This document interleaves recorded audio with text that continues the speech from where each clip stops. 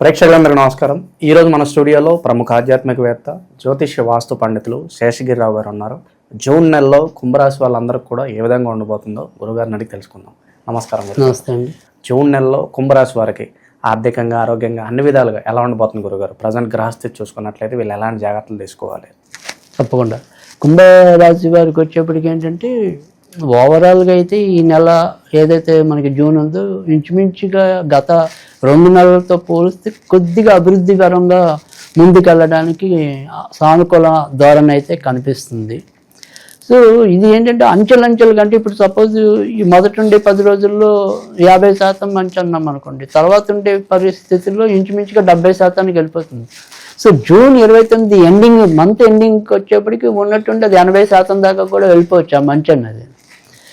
So అంచెలంచెలుగా ఖచ్చితంగా ఈ నెలలో ఒక మంచి ఫలితాలు రావటం అనేది కానీ, తర్వాత కొద్దిగా మెమరబుల్గా ఉంచుకునే సంఘటనలు కానీ, ఇలాంటివన్నీ కూడా ఈ నెలలో కొంత చోటు చేసుకోవటం అనేది అయితే కనిపిస్తుంది కుంభరాశి వారికి. ప్రస్తుతం ఉన్న ఏదైతే ఈ ఎల్ఆర్చన్ అనేది వీళ్ళకి నడుస్తుంది, ఇంచుమించుగా ఇప్పుడు వీళ్ళు 3rd పేజ్కి చేరుకున్నారు. సో ఇంచుమించు ఇంకో 2.5 ఏళ్ళు అది వెళ్ళిపోతుంది. కానీ ఈ వెళ్ళిపోయే విధానంలో ఏంటంటే ఒక్కోసారి ఉన్నటువంటి మంచి మార్పులకు కూడా కొంత దారి తీయటం అనేది ఉంది. ఇప్పుడు ప్రస్తుతం ఉన్న ఏదైతే రవి ప్రస్తుతం వీళ్ళకి తృతీయంలో మేలు చేస్తాడు, తర్వాత వచ్చేప్పటికి శుక్రుడు మేలు చేస్తాడు, తర్వాత వచ్చేప్పటికి బుధుడు మేలు చేస్తాడు. ఇలా అందుకని అంచెలంచెలుగా ఒక్కొక్క గ్రహం వీళ్ళకి కొంత మంచిని చేకూర్చడం అనేది జరుగుతుంది. సో అందుకని ఒకే రోజు ఒకే ఇది చెప్పలేం కానీ, బట్ ఖచ్చితంగా ఈ నెలలో కొన్ని అద్భుతమైన ఫలితాలు అయితే పొందుతారు. అది ఎలాంటి ఫలితాలు అంటే, ఇప్పుడు సపోజ్ వీళ్ళు ఎప్పటి నుంచో ఒక ఇల్లు అమ్మకానికి పెట్టారు, ఆ ఇల్లు ఒక పట్టణ అమ్ముడవక మనని కొంత బాధ పెడుతూ ఉంటుంది. సో గత మే 31 నుంచి శుక్రుడు వీరికి కొంతవరకు ముందుకు తీసుకెళ్ళడానికి ఒక యోగాన్ని ఇచ్చాడు. ఆయన ఇంచుమించు జూన్ 29 దాకా ప్రస్తుతం వీళ్ళు ఏదైనా సరే ఇల్లులు కొనాలన్నా, అమ్మాలన్నా అలాంటికి సంబంధించిన ప్రయత్నాలను ముందుకెళ్ళడానికి అవకాశాలు ఎక్కువగా ఉన్నాయి. లేదు మనం కొంత నిర్మాణం చేసి ఆపేసాం ఒక ఇంటిని, ఎందుకంటే మరి అంత క్రితం దాకా ఇప్పటికీ ఇంకా ఉందనుకోండి, ఏళ్ళ ప్రయత్నాల్లో అది కొంత సాగదీసింది. ఇప్పుడు మళ్ళీ స్టార్ట్ చేసుకోవచ్చు అంటారా? అవుతుంది కూడా అంటున్నా నేను. అది అందుకు దారులు తెరుచుకుంటాయి అంటున్నా, అనుకోకుండా ఆ దారులు తెరుచుకోబట్టం. సో అప్పటిదాకా వీళ్ళకి సివిల్ స్కోర్ లేదనో ఇంకోటేదనో లోన్ శాంక్షన్ కాల ఉన్నట్టుండి మళ్ళీ వీళ్ళకి ఆ సివిల్ స్కోర్ ఉద్యోగం కానీ, లేదా ఇంకోళ్ళ రూపంలో ఎవరో ఒకళ్ళు ఆదుకునే వాళ్ళు వచ్చి మొత్తం దాన్ని కొంతవరకు ముందుకు తీసుకెళ్ళటం కానీ, ఇలా ఏదైనప్పటికీ కూడా అనుకోకుండా ఆ దారులు తెరుచుకోవటం అనేది, ఆ రకంగా ఇంటి ప్రయత్నాలు సఫలీకృతం కావటం అనేది కూడా జరుగుతుంది. కనుక అది మంచి రోజులుగానే మనం చెప్పాల్సి వస్తుంది. ఇబ్బంది ఏంటి అంటే కనుక కొంతవరకు వీళ్ళు స్వయంకృతంగా కూడా, అంటే ఏం నచ్చని ప్రభావం అనేది ఒకటి, ప్రస్తుతం లగ్నంలో రాహు అనేది కూడా అంటే రాశిలో రాహు చేరు ఉండటం, దీనివల్ల ఏమవుతుంది అంటే కనుక బద్ధకం, ఇవాళ చేద్దాంలే రేపు చేద్దాంలే అని అనుకోవటం, చివరి నిమిషంలో ఒత్తిడికి గురయ్యి దాని మీద ఉండి ఆ కోపతాపాలు ఇంట్లో వాళ్ళ మీద చూపించడం, అవన్నీ కూడా కొంత ఎక్కువ అవుతాయి. సో తర్వాత రెండోది ఏంటంటే, ఎప్పుడైతే ఇప్పుడు మరి సేమ్ సింహరాశి వాళ్ళలాగానే ఇప్పుడు సింహరాశి వారికి అయితే రాశిలో కేతు ఉండి లగ్నంలోకి రాహు వచ్చాడు, సప్తమంలోకి. వీరికి రివర్స్, రాహు ఏమో రాశిలో ఉంటాడు, సప్తమంలో కేతు ఉంటాడు. అందుకని ఇక్కడ వీళ్ళకి కూడా ఒక్కోసారి ఆకస్మికంగా భార్యాభర్తల మధ్య సమస్యలు రావటం, అనుకోకుండా తాత్కాలికంగా కొంతవరకు వేరు కావాల్సిన పరిస్థితులు ఏర్పడతాం, అలాంటివి వీళ్ళకి కూడా ఈ నెలలో కొంతవరకు కనిపించవచ్చు. కానీ అందరికీ అది మనం వర్తింప చేయలేం, కానీ కొంతవరకు ఆ రకంగా ఉంటుంది. ఉన్నంతలో ఏంటంటే ఏదైనప్పటికీ కూడా ఇలాంటి ఇబ్బంది ఏదైనా వస్తే ఎక్కువగా ధనిష్ట నక్షత్రానికి, పూర్వభద్ర నక్షత్రం వారికి కొంతవరకు ఎక్కువగా కనిపిస్తుంది. శతభిషం వారికి ఏంటంటే ఒత్తిడి ఉన్నప్పటికీ కూడా అన్నిటినీ అధిగమించి ముందుకు రావడం అనేది అయితే ఉంటుంది, కానీ ఒత్తిడి అయితే ఎక్కువ ఉంటుంది. మిగతా 2 నక్షత్రాలతో పోలిస్తే శతభిష నక్షత్రం వారికి అయితే కనుక చాలా ఎక్కువ ఒత్తిడి ఎదుర్కోవటం అనేది ఒకటి. తర్వాత రెండోది ఏంటంటే ఇప్పుడు శని కూడా వారికి విపత్తు తారలో శని సంచారం ఉంది, కనుక శారీరక ఆరోగ్య విషయంలో కూడా కొంతవరకు జాగ్రత్త తీసుకోవాలి. నరాలు, కీళ్ళు, ఎముకలకి సంబంధించిన ఇబ్బందులు ఎక్కువ అవటం అనేది ఉంటుంది. ఎవరన్నా గురుగారు పెట్టుబడులు పెట్టాలంటే ఏ రంగాలు బాగా లాభదాయకం అంటారు? అంటే ఇక్కడ కుంభరాశి వారికి వచ్చేప్పటికి ఏంటంటే ఈ నెల అనేది వ్యాపారం చెప్తున్నాను నేను. సో ఈ వ్యాపారం వాటికి అయితే ప్రస్తుతం నెల అంతది అనుకూలం కాదు. సో జూలైలో అయితే ఎక్కువ యోగ్యదాయకంగా ఉండటం అనేది అయితే ఉంటుంది. ఎందుకంటే జూన్ 29 అంటే ఆల్మోస్ట్ ఆల్ నెల కంప్లీట్ అయిపోతుంది. సో 31 రోజే కదా ఇంకా. సో జూన్ 29 తర్వాతనే అంచెలంచెలుగా వీళ్ళకి ఎక్కువ మంచి మార్పులు కలగడానికి ఉంది. సో అప్పటిదాకా ఈ నెలలో అయితే కనుక కొత్త పెట్టుబడులు పెట్టడానికి అంత ఆశాజనకంగా ఉండదు. అయితే ఎప్పుడైనా సరే ఈ కుంభరాశి వాళ్ళు ఏదైనా సరే ఒక పెట్టుబడి పెడతాం, సరే ఈ నెల కాదులండి మేము ఇంకో 2 నెలలు ఆగైనా పెడతాం అనుకునే వాళ్ళు కొంతమంది ఉంటారు. సో అలా ఉండాలి పెట్టాలి అనుకునే వాళ్ళకైతే కనుక ఈ ఇనుముకి సంబంధించినవి అన్నీ పనికొస్తాయి. సిమెంటు, ఇసుక, గ్రిల్స్ ఇలాంటి వాటికి సంబంధించినవి పనికొస్తాయి. తర్వాత డిపార్ట్మెంట్ స్టోర్లకి సంబంధించినవి పనికొస్తాయి.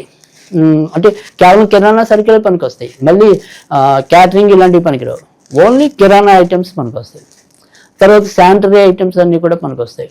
తర్వాత వెహికల్స్ ఏదైనా అద్దెకి తిప్పుదాం, మనం ఏదైనా సరే ఒక వాహనం పెట్టుకుని దాన్ని రెంట్కి తిప్పుదాం, పలానా ఆఫీస్కి పెడదాం అనుకుంటే అలాంటి వాటి మీద ఇన్వెస్ట్ చేయొచ్చు. అయితే ప్రస్తుతం ఉన్న గ్రహస్థితిలో మాత్రం వీళ్ళు సాధ్యమైనంత వరకు కూడా షేర్ మార్కెట్లు జోలికి వెళ్లకుండా ఉండటం అనేది ఇంకా కొన్నాళ్ళు ఆగటం అనేది చెప్పదగిన సూచన. ఆ రకంగా జాగ్రత్త పడితే మంచిది. ఇక కొత్తగా వివాహం కావాలనుకున్న వాళ్ళకి ప్రయత్నాలు అయితే అంత తేలిగ్గా సఫలీకృతం కావు. ఎందుకంటే ముఖ్యంగా సప్తమంలో కేతు ఉండటం అనేది ఒకటి, రాశిలో రాహు ఉండటం అనేది సంబంధాలు దగ్గర దాకా తీసుకెళ్ళి ఒకసారి ఏదో రకంగా వాయిదా వేయటం అనేది అయితే ఉంటుంది. ఏదైనా కాస్త కోస్త సానుకూలం అవ్వాలి అంటే కనుక కులాంతర మతాంతర వివాహాల వారికి కొద్దిగా వెసులుబాటు అయితే ఉంది. సో మిగతా వివాహాల వారికి కొద్దిగా కష్టంతోనే పూర్తవటం అనేది అయితే ఉంటుంది. కానీ ఏవో సంబంధాలు అవి వచ్చినప్పుడే చూస్తాంలేండి అన్నారనుకోండి, అవి అంతేలేండి అనాలి మనం కూడా. సో అంత ఈజీ అయితే కాదు. విద్యార్థుల పరిస్థితి గురుగారు. సో విద్యార్థులకైనా సేమ్ ఇదే వీళ్ళు అనేది ఉంటుంది. అంటే బద్ధకము, చివరి నిమిషం దాకా పుస్తకం తెరవకుండా అప్పటికప్పుడు తెరిచి కంగారు పట్టడము, ఇలాంటివన్నీ కూడా కొద్దిగా ఎక్కువ అవుతాయి. కనుక ఏదైనప్పటికీ కూడా విద్యార్థులు కూడా ఎంతో కొంత బద్ధకాన్ని తగ్గించుకుని జాగ్రత్తగానే చదవాల్సిన పరిస్థితి అయితే కనిపిస్తుంది. కాకపోతే విద్యార్థులకి అంటే వేరే దేశాలకు వెళ్ళి చదివే కొంతమంది, ఇప్పుడు అంటే చిన్న విద్యార్థులు కాకుండా కొంతమంది బయటకు వెళ్ళి చదివే విద్యార్థులు అనుకుంటాం కదా, అలాంటి వాళ్ళకి సానుకూలత ఉంది. అంటే బయటికి వెళ్ళి చదవాలి, ఎంఎస్ చేయాలి, ఇంకేదైనా చేయాలి, ఇలాంటి వాళ్ళకి వారికైతే ఉంది, ఆ యోగం అయితే ఉంది. బయటికి వెళ్ళాలనుకుంటే సాధ్యం అవుతుంది. ఇప్పుడు దూర ప్రయాణాలు ఏమైనా కలిసి వస్తాయి అంటారు, ఏమైనా జాగ్రత్తలు ఏమైనా తీసుకోవాల్సిన అవసరం ఉంది? ఏమీ అవసరం లేదు, వెళ్ళడానికి కూడా ఆస్కారం ఉందని అంటున్నాం. సో అది చదువు రీత్యా అయినా సరే, లేదా వారి యొక్క ఉద్యోగాల రీత్యా అయినా సరే, విదేశాలకి వెళ్ళాలి అనుకుంటే పోనీ ఆ విదేశాల్లో బాగుంటుందంటే కొంతవరకు బాగానే ఉంటుందని చెప్పచ్చు. మరీ వ్యతిరేక పరిస్థితి అయితే లేవు. ఇక కోర్టుల చుట్టూ, పోలీస్ స్టేషన్ల చుట్టూ తరచూ తిరిగే వాళ్ళకి ఎలా ఉంటుంది గురుగారు? ఏమన్నా విజయం సాధించే అవకాశం అని కనిపిస్తుందా? అంటే ప్రస్తుతం వీరికి ఉన్న గ్రహస్థితిలో అయితే కనుక సాధారణంగా అలాంటి పరిస్థితి అయితే రాదు. కానీ ఎందుకంటే ఒకవేళ ఉన్నా కూడా పంచమల్లోనే గురుడు ఉన్నాడు. అంటే పంచమల్లో గురుడు ఉన్నప్పుడు వీళ్ళకి విడిగా ఏమంటాం, పంచమల్లో గురుడు అనేది గోచారంలో మంచి కాకపోయినప్పటికీ కూడా బుద్ధిబలం అందించడంలో అయితే మేలు చేస్తారు గ్యారంటీగా. సో అందుకని ఎక్కడైనా సరే ఒక తప్పు చేయడానికి కానీ, తప్పు నిర్ణయాలు తీసుకోవడానికి కానీ కొంత వీళ్ళు ఆలోచిస్తారు. సో మరీ డెలిబరేట్గా తీసేసుకోవడం కాకుండా కొంతవరకు ఆలోచించడం అనేది విచక్షణ జ్ఞానం అంటాం మనం. సో ఎక్కడ ఇబ్బంది రావాలి అంటే ఏదైనా సరే తనకి చెయ్యని నేరానికి, అంటే ఎవడో ఫ్రెండ్ ఏదో చేస్తాడు అనుకోకుండా ఈయన కూడా ఉన్నాడు. ఇప్పుడు ఒక హోటల్కి వెళ్ళాము, వాళ్ళు ముగ్గురు ఉన్నట్లు దెబ్బలాడుకుంటే మన ముగ్గురులో ఒక ఫ్రెండ్ అయితే ఎవరినో కొట్టాడో తిట్టాడు, పక్కన ఇద్దరు కూడా ఎంతో కొంత బాధితులే అవుతారు కదా. సో అలా మనం చెయ్యని నేరానికి ఏదైనా సరే నిందపడే పరిస్థితి అయితే ఒక్కోసారి వీళ్ళకి రావచ్చు ఈ నెలలో కుంభరాశికి. దాన్ని మన ప్రమేయం లేకుండా వచ్చేవి. సో మిగతా వీళ్ళ ప్రమేయంగా ఉండే వాటిలో అయితే కనుక ఖచ్చితంగా వీళ్ళు విజయం సాధించడం అనేది, అంటే ఇప్పుడు సపోజ్ వాళ్ళకి ఏదైనా సరే కోర్టు సమస్యలు ఉన్నాయనుకోండి ఉదాహరణకి, ఆ కోర్టు సమస్యల్లోంచి బయటపడుస్తారు. సో అలా చివరి నిమిషంలో ఎలాంటి దాని నుంచి బయటపడతారు. కానీ ఇతరుల మూలకంగానే ఏదైనా సరే ఒక్కోసారి ఇలాంటి చిక్కులు రావడానికి అవకాశం ఉంటుంది.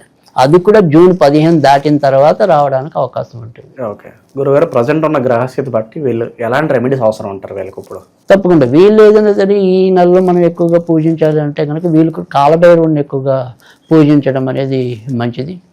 ఇప్పుడనే కాదు, వీళ్ళకి ఏదైనా సరే కొంత కాలభైరవుడి మీద ఆరాధన మీద నమ్మకం ఉంటే కనుక అసలు ఈ సంవత్సరం అంతా కూడా వీళ్ళు కాలభైరవుని ఆరాధించినా కూడా తప్పులేదు.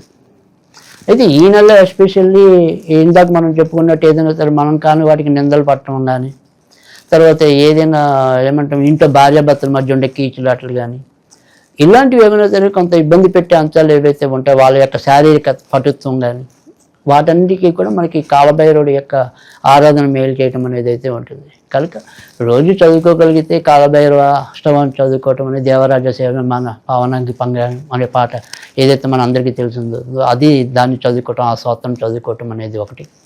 ఒకవేళ అంత స్తోత్రం మేము చదువుకోలేము అనుకుంటే కనుక ఓం జూమ్ బూమ్ భం, ఓం జూమ్ బూమ్ భం కాలభైరవాయ నమః అనేది కనుక చదువుకున్నట్టయితే కనుక మంచి ఫలితాలు రావటం అనేది అయితే ఉంటుంది.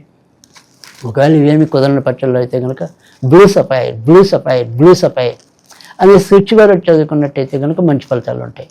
జూన్ నెలలో కుంభరాశి వాళ్ళందరూ కూడా ఏ విధంగా ఉంటుంది, ఎలాంటి జాగ్రత్తలు తీసుకోవాలి, చాలా బాగా వివరించారు గురుగారు. ధన్యవాదాలు గురుగారు.